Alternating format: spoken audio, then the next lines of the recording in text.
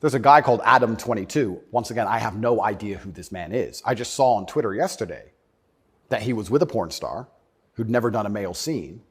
They got married, and like a week after their marriage, she did her first male scene. That's all we can do. We're all programmed. We're all the sum of the 5 people we spend the most time with. Right? So if you have women with no father, no strong masculine influence, who's programming them? The Kardashians and the news? The internet?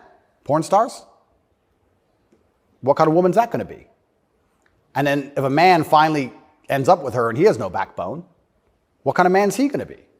I don't want to comment on these things because I don't want to make personal enemies of people I don't know. Of course. There's a guy called Adam22. Once again, I have no idea who this man is. I just saw on Twitter yesterday that he was with a porn star who'd never done a male scene.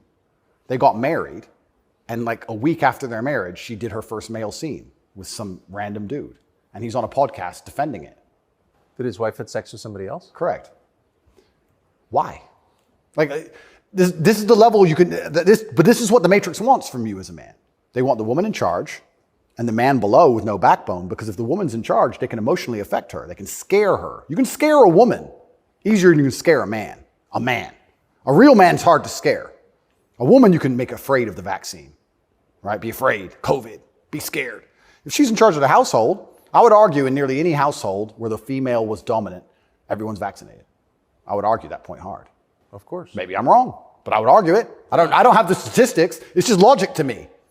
So talk about women being unhappy. What's actually interesting about the female mind, once again, they're going to call me a misogynist, is that when you're an emotionally led person, you're more prone to chaos. It takes real stoicism to lead. So why are these women unhappy? Because no one's leading them. No fathers, no men of no backbone, no man they respect. So they're relying on society, which is promoting chaos, and their own mental state. Women will say all the time, my period was coming up, so I was crazy. Like, they'll say that themselves. So without any kind of hard rock of emotional security, to give her a hug and say, don't worry, baby, calm down, it's okay. When you have no hard rock of emotional security and you leave her to her own devices, she's going to be to a degree chaotic. And you know who told me this? A woman said this to me. A woman said this to me. A woman said, most women are closer to a mental breakdown than you possibly believe, day by day. I was like, really? She goes, yeah, and that's what I love about my husband. He makes me feel happy and secure and safe. If I'm starting to have a problem, I know I go to him and he makes me feel safe. He's my rock.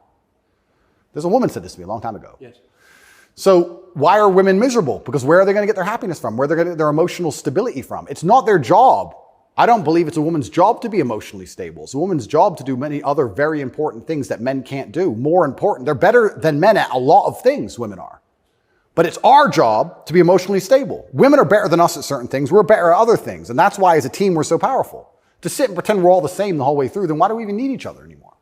Well, I don't think we do.